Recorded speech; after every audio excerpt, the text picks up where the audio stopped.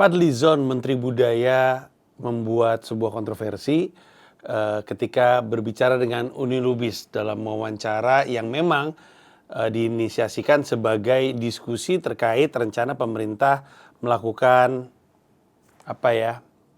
bukan revisi sih, pemutakhiran sejarah Indonesia. Dalam wawancara tersebut, Fadlizon menyatakan sesuatu yang agak bikin kesal banyak orang dan terus terang banyak yang ngamuk juga. Karena mengatakan pemerkosaan massal Mei 98 tidak pernah terjadi atau bahkan hanya cerita saja. Kenapa beliau ngomong seperti itu? Mari kita bahas. Proklamasi kemerdekaan Indonesia. Believe in God. Kalau emang lu bener mendapatkan duduk dialog sama Kita mesti nonton lengkapnya untuk tahu konteksnya. Kebetulan gue sudah selesai nonton seluruh video obrolan antara Fadlizon dan Uni Lubis. Isunya dimulai dengan kabar bahwa pemerintah Republik Indonesia lewat Menteri Kebudayaan mendorong inisiatif untuk melakukan pemutakhiran sejarah Indonesia yang menghabiskan anggaran kalau nggak salah 9 miliar dan akan hadir dalam bentuk 10 jilid sejarah yang termutakhirkan. Termutakhirkan itu berarti ada update gitulah. Mungkin itu bahasa Inggrisnya update. Kenapa perlu ada update? Karena terakhir ketika sejarah dituliskan, itu memang udah lama. Ada banyak sekali hal-hal dalam sejarah yang belum dimasukkan, padahal sudah jadi bagian dari sejarah Republik Indonesia, walaupun memang masih baru. Dan ada banyak update terkait fakta-fakta sejarah yang tadinya kita anggap benar, ternyata nggak seperti itu. Dalam obrolannya bersama dengan Uni Lubis, Fadlizon ngomongin banyak hal yang mesti dimutakhirkan. Termasuk dari zaman dulu kala, kayak misalkan contohnya salah satu lukisan gua tertua di dunia tuh ada di Indonesia, di Pulau Sulawesi atau Pulau Kalimantan. Gua sih taunya di gua namanya Leang Timpu Seng di Sulawesi. Tapi katanya Pak Fadlizon di wawancara tersebut, gua-gua tersebut posisinya ada di Kalimantan dan ada di Sumatera. Bagaimanapun, kita tuh nggak pernah memuat itu dalam sejarah kita. Ya, kita akan belajarnya apa? Homo wajakensis, Homo soloensis, Pithecanthropus erectus.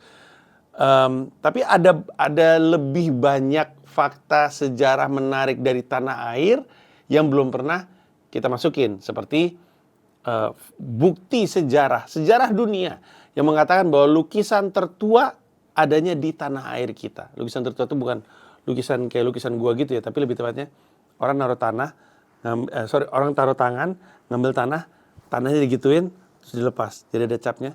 Nah, yang tertua itu sebenarnya di tanah air kita, belum Indonesia pada saat itu, tapi ada di wilayah Indonesia. Bukan cuma itu, ada prasasti baru, penemuan baru yang menyatakan bahwa Islam masuk ke Indonesia bukan di abad ke-17, bukan di abad ke-13, tapi di abad ke-7 ternyata. Nah, Fadlizon bilang hal-hal seperti inilah yang ingin dicoba untuk dimutakhirkan dalam pemutakhiran sejarah Indonesia, termasuk hal-hal yang terjadi pasca reformasi yang memang nggak pernah benar-benar dicatat. Nah, inilah yang kemudian jadi bagian yang kontroversial. Uni Lubis melempar sejumlah pertanyaan yang sangat bagus dan sangat tajam dan sangat sesuai dengan apa yang jadi keresahan masyarakat.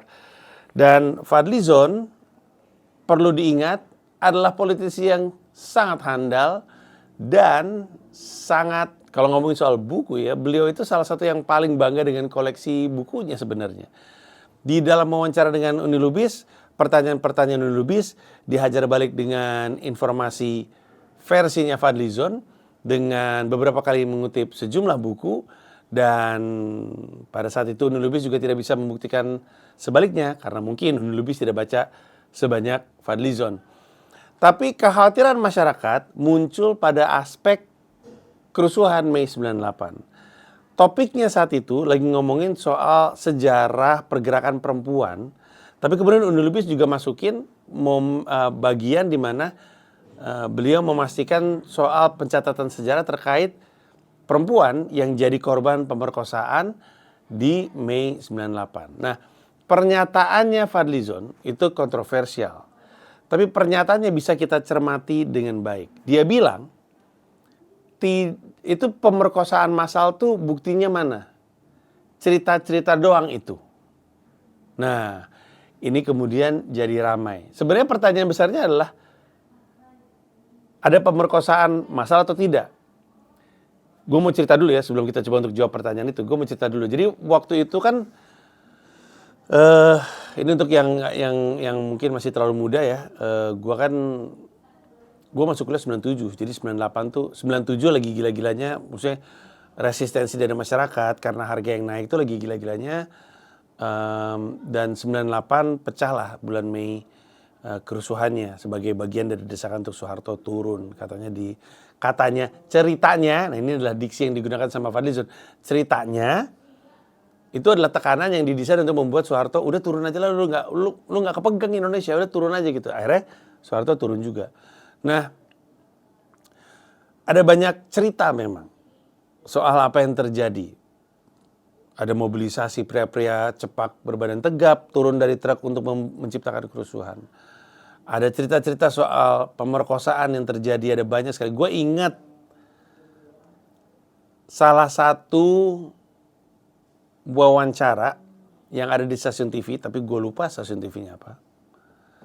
Adalah seorang perempuan etnis Tionghoa yang panik karena ngelihat orang-orang Cina dibunuh, orang-orang keturunan Tionghoa dibakar, diperkosa. Dia panik, dia shock, nggak bisa gerak. Lalu ada seorang pria Melayu ngasih topi yang dia dipakai kepala perempuannya, tutup terus disuruh kabur. Perempuan itu di stasiun TV masih bawa topinya, dia nangis-nangis, saya mau terima kasih sama yang ngasih topi ini. Dan ada juga dokter yang mengobati seorang perempuan etnis Tionghoa yang luka parah karena lompat dari gedung, dari jendela, karena takut mau diperkosa, karena di depan dia ada perempuan etnis Tionghoa yang diperkosa. Masih ada banyak cerita-cerita serupa yang gue dengar sendiri dari zaman dulu, ataupun yang gue dengar dari zaman dulu sampai dengan sekarang. Tapi permasalahannya, seperti kata Fadlizon, itu adalah cerita. Nah, sekarang faktanya seperti apa? Presiden Habibie waktu itu bikin tim gabungan pencari fakta. Isinya adalah pemerintah, terus ada LSM, ada Komnas HAM, gue lupa ada siapa aja. Lalu setelah mereka melakukan proses panjang untuk mencari tahu kejadian tersebut, muncullah laporan ada 54 pemerkosaan terhadap perempuan etnis Tionghoa. 54. Kalau diambil dari data pihak lain yang melakukan riset, angkanya jadi 2 kali lipat, 100 something. Nah, tapi itu kan hasil laporan tim gabungan pencari fakta. Hasil laporan ini diserahin ke Jaksa Agung. Dari Jaksa Agung, tidak ada satupun laporan tersebut yang ditindaklanjuti dengan alasan datanya tidak lengkap. Sehingga apa yang dikatakan tim gabungan pencari fakta nggak pernah ketemu ujung terangnya karena memang tidak pernah diusut. Itulah kenapa Fadlizon menyatakan itu pemerkosaan massal itu dari mana, itu cerita-cerita doang itu. Tim gabungan pencari fakta udah saya bantah dan mereka juga nggak bisa ngebantah balik. Waktu itu kalau gue nggak salah, lu bisa riset sendiri, tapi kalau gue nggak salah, Fadlizon bilang, itu yang lu bilang ada pemerkosaan massal tuh kapan, jam berapa, tanggal berapa, pelakunya siapa, ya. Susah bener untuk dijawab, namanya juga lagi kerusuhan ya. Tapi di luar dari opini yang berseliweran, faktanya adalah memang hasil dari TGPF, tim gabungan pencari fakta, nggak pernah dilanjutin sampai dengan hari ini. Bahkan sentimen yang keluar dari pemerintah dan juga militer adalah bahwa itu informasi yang dibuat-buat, informasi hoax. Belum lagi kalau kita mau menuntut Fadlizon untuk merevisi pernyataannya, Fadlizon akan dengan mudah bilang, yang saya bilang ini pemerkosaan massal.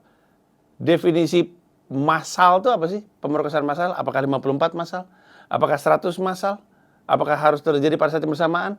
Ataukah itu tidak terjadi pada saat yang bersamaan karena memang tim gabungan pencari fakta itu melakukan penelitian terhadap kerusuhan yang terjadi di 3 kota memang. Jakarta, Solo, dan Medan kalau gue nggak salah. Jakarta dan Medan gue yakin, yang satu lagi mungkin Solo kayaknya. Sehingga pertanyaan kemudian adalah apakah ketika itu terjadi di 3 kota, di hari yang berbeda, di jam yang berbeda bisa disebut massal.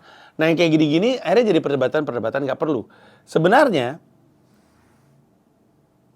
ya kalau ditanya kesalahannya Fadlizon, yang paling nyata adalah pernyataan itu diungkap tanpa memikirkan perasaan orang yang memang merupakan korban. Tidak susah untuk mencari orang yang menjadi korban. Tidak susah untuk menemukan orang yang menjadi korban, walaupun harus gua akuin tidak mudah juga untuk mereka maju ke permukaan dan mengungkapkan ceritanya. Ya, ini berkaitan dengan masa lalu. Harapan gue sih kekesalan mereka terhadap Fadlizon membuat korban-korban ini berani untuk speak up dan bilang di depan Fadlizon secara langsung, yang lu bilang isapan jempol dan cuma cerita, gue ini adalah korbannya, di depannya langsung. Gue ragu sih Fadlizon bisa bilang, ya itu juga lu kan cerita doang, gak mungkin sih kalau di depan orangnya langsung. Nah, permasalahannya sebenarnya bukan cuma berhenti di pernyataan tersebut saja. Fadlizon kan berusaha untuk, atau mungkin sentimen yang ketangkap di masyarakat adalah Fadlizon ini pengen bikin sinetron 98 arah Fadlizon gitu. Jadi kayak ada cerita karang-karangan versi pemerintah gitu. Karena memang kan sejarah ditulis oleh yang menang. Saat ini yang menang adalah Prabowo Subianto. Prabowo Subianto punya hak untuk menentukan sejarah seperti apa. Apakah sejarah-sejarah kita tuh banyak yang ngaco? Gue juga yakin. Tapi apakah usaha untuk memutakhirkan sejarah Indonesia ini tidak dimanfaatkan untuk memutihkan kesalahan-kesalahan yang pernah terjadi?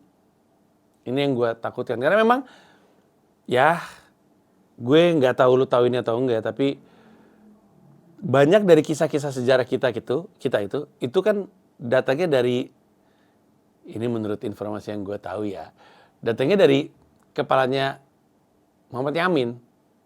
Muhammad Yamin waktu itu ditugaskan sama Soeharto. Coba dah lu cerita dah sejarah Indonesia itu seperti apa. Makanya muncul cerita-cerita itu termasuk Sumpah Palapa, Pati Gajah Mada. Emang gak ada yang bingung kenapa Pati Gajah Mada mukanya persis mirip sama Muhammad Yamin? Persis mirip. Muhammad Yamin orang Padang. Pati Gajah Mada orang Jawa sebenarnya. Jadi ada banyak banget sejarah-sejarah yang layak untuk dimutakhirkan sih memang kalau ditanya-tanya. Cuman kan pertanyaannya adalah ketika kita mau memutakhirkan, apalagi yang kemudian akan ditambahi, dikurangi, atau berubah. Karena di dalam wawancara yang sama, Pak Fadlizon sebagai Menteri Budaya juga ngomongin soal peran Prabowo Subianto di kerusuhan 98. Ini nggak gitu keangkat. Karena klipnya nggak nyebar. Padahal ada.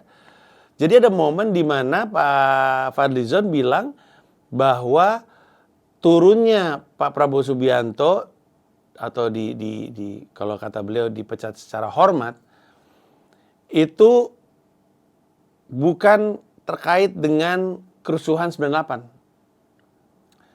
Untuk banyak orang yang tidak sepakat dengan pernyataan itu jadi sinyal yang mengkhawatirkan karena takutnya peran Prabowo Subianto terhadap apa yang terjadi di 98 ditulis sesuai dengan keinginan Presiden Republik Indonesia, yaitu Prabowo Subianto sendiri.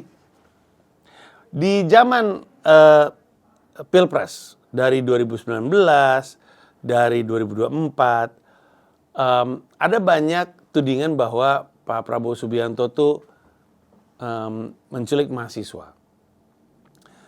Terus mencoba untuk menggulingkan kekuasaan, katanya. Pak Habibie nulis di bukunya dia Parno, kenapa ada pergerakan dari Prabowo, padahal nggak diperintahin sama Wiranto. Terus Pak Prabowo bilangnya, lah bukannya emang gue disuruh, perasaan gue disuruh untuk mengamankan dah gitu. Wiranto bilang, tapi nggak ada yang nyuruh lu menggerakkan pasukan ke arah istana. Ini ribet sih. Gua kalau mau jujur, gue kritis sama Prabowo. Tapi gue kalau mau jujur, gue agak memilih untuk berhati-hati sama ini karena gue bisa ngelihat dan bukan cuma ngelihat, gue dengar cerita dari berbagai macam sisi terlalu banyak untuk gue bisa bikin kesimpulan.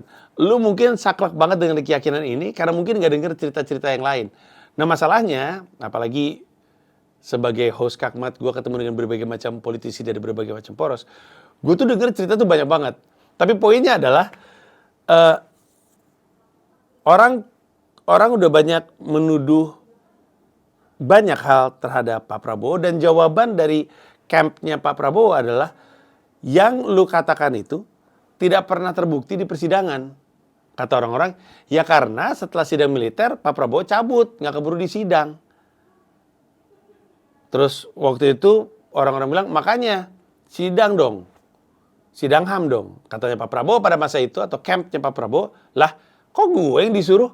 Bukan gue dong. Masa gue inisiatif sendiri? Ya pemerintah Republik Indonesia dong yang bikin sidang. Tapi apa iya pemerintah Republik Indonesia mau bikin sidang HAM untuk mengungkap 98? Yakin. Dalam rangka membuktikan gue bersalah, mereka mau ngambil resiko untuk membuktikan orang-orang di sekitar Presiden Republik Indonesia sendiri juga terlibat. Yakin. Gitu kan? Jadi kan kayak kunci-kuncian kan seperti yang kita tahu di lingkarnya Pak Jokowi juga ada yang terlibat. Nah, atau dicurigai terlibat biar nggak kena UTE. Nah, sekarang beliaulah yang jadi presiden, beliaulah yang jadi pemerintah. Tentu beliau ngapain bikin sidang HAM untuk memberatkan diri sendiri. Paling ideal adalah untuk menulis atau memutakhirkan sejarah dengan memastikan legasi beliau sebagai Presiden Republik Indonesia terjaga dengan baik. Nah, kalau lu nonton wawancara antara Fadlizon dengan Mbak Uni Lubis, berkali-kali Fadlizon bilang, ya sekarang kan lu udah tahu nih kenapa kita mesti memutakhirkan, ya kan? Dan valid memang alasannya, ada banyak hal yang mesti diupdate tadi gue cerita, ada banyak sejarah Republik Indonesia yang nggak tercatat pasca 98, pasca reformasi dan seterusnya, kebutuhannya ada. Terus dia nanya, lu berharapnya itu yang ngerjain siapa? Pemerintah dong. Masa lu mau minta partai-partai politik, nanti sejarah mereka beda-beda. Pemerintah dong.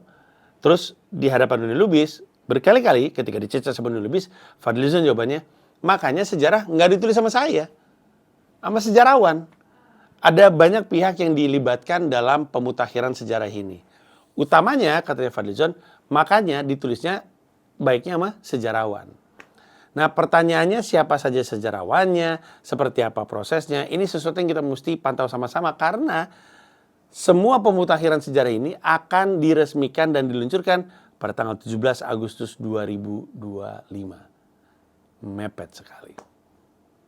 Mepet sekali. Kenapa saya tahu mepet? Karena saya kan mau bikin acara 30 Agustus 2025. Bentar lagi tuh Indonesia Arena. Sisa 1.300 tiket, ada 10.000 guys. Gokil, silahkan disikat di Mainstream tadi. Tapi, pertanyaannya, seperti apa tuh hasil pemutakhiran sejarah? Inilah yang mesti kita jaga sama-sama. Pantau terus informasinya di mana-mana, di sejumlah media. Untuk memastikan bahwa kita terus mengawal proses pemutakhiran sejarah ini supaya nggak kejadian lagi pencucian bersih kesalahan-kesalahan yang pernah dilakukan oleh pemerintah atau sejumlah nama-nama di masa lampau. Seperti biasa, kalau lo merasa ini adalah topik yang layak untuk dirilis kepada masyarakat umum, tulis saja di kolom komentar, rilis. Kalau ternyata banyak yang minta rilis, akan gue rilis untuk umum. Kalau enggak, gue tahan untuk member aja. Terima kasih banyak. Bye-bye.